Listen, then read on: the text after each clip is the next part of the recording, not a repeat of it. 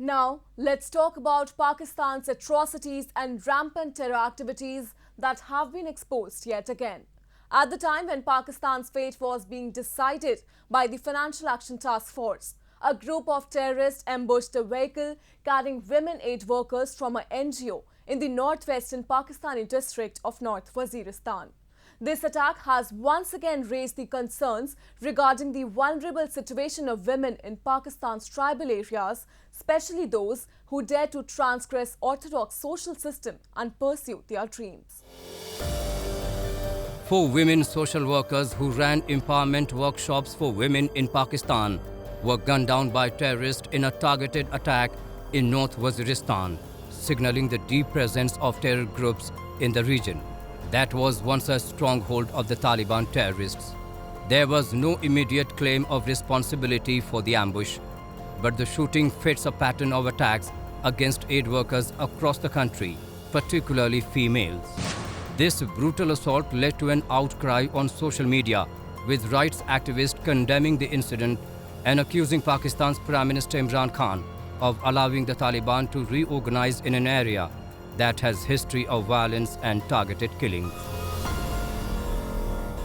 There seems to be increased Taliban and terrorist activities in this region, not only in Fatah, but even in the settled areas like in the important cities, Sawabi, Martan, Peshawar, Sawat, and even in Quetta.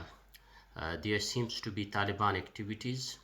They are organizing huge gatherings and collecting funds openly, and the state is not responding against these activities.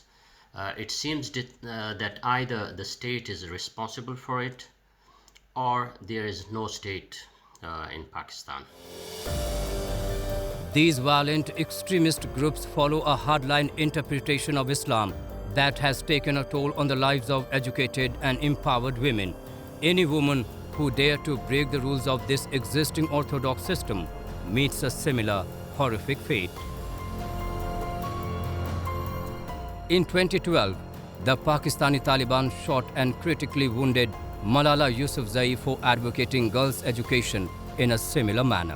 Now a Pakistani Taliban terrorist, Ehsanullah Ehsan, who allegedly shot and badly wounded the Nobel laureate 9 years ago, has threatened a second attempt on her life, tweeting that next time there would be no mistake. Responding to this threatening tweet, Malala asked the Pakistani military and Prime Minister Imran Khan to explain how her alleged shooter has managed to escape from the government custody. The account was later suspended by Twitter.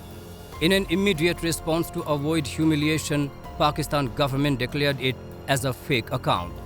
However, Ehsanullah Ehsan, via an audio message, confirmed to various media houses that the account in fact belongs to him. The state of Pakistan is sponsoring terrorism, it's training Taliban, and it seems that in the coming days it wants to destabilize Afghanistan again, and it's partnering with other states like Iran, Turkey, and Russia in this regard. The Pakistani army is a very huge army, and its expenses cannot be covered by its present economy.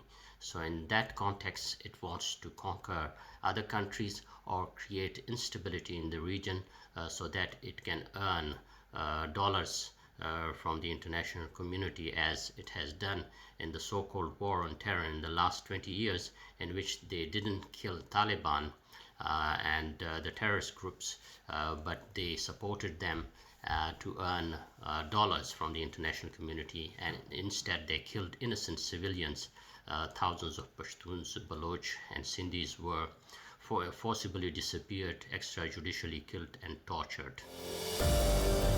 Ehsan, Tehreek-e-Taliban Pakistan's former spokesperson, was arrested in 2017 but was unofficially set free in January 2020 from a so-called safe house where he was being held by Pakistan's intelligence agency. Later, he also released an audio clip making big revelations about a hit list of names of people given to him by Pakistani authorities to be killed in the northwestern province of Khyber Pakhtunkhwa. In an audio, he claimed that after some time of his surrender, he was given the list of prominent voices in order to facilitate Pakistan in eliminating dissenters. उन्होंने हमें कहा कि हम आपको पिशावर, मर्दान और क्वेटा में खुफिया दफातर बनाकर देते हैं और आप गद्दारों और मुल्क दुश्मनों के खिलाफ काम शुरू कर दें। जो लिस्ट मुझे दिया गया था उसमें ज़्यादातर अपराध का ताल्लुक खैबर पख्तूनख्वा से था और वो सब पश्तून थे, जिसमें ज़िंदगी के हर शोबे से ताल्लुक़ रखने वाले अपराध के नाम थे, जिनमें कुछ सहाबी हज़रात के नाम भी शामिल थे। Previously a little-known tribal area of Pakistan, North Waziristan is now one of the most infamous places in the world. This fame is not connected to its raw, rugged beauty, but rather its reputation as a global shelter for terrorists. The region became home to the Afghan Taliban, Pakistan Taliban, as well as organizations like Al-Qaeda and other foreign militant groups. Women and girls in the region were discriminated against in many ways for the crime of being born a girl. They not only brutally imposed social restrictions on women, but also restricted their access to healthcare, education and jobs. Later, under international pressure, Pakistan launched a major military operation in the region to eliminate terrorist organizations in 2014 and claimed a significant drop in violence till 2017. However, there has been an upsurge in terror attacks, once again with indiscriminate killings, prompting concerns among activists. They have blamed the Pakistani administration for the re-emergence of terror groups and target attacks.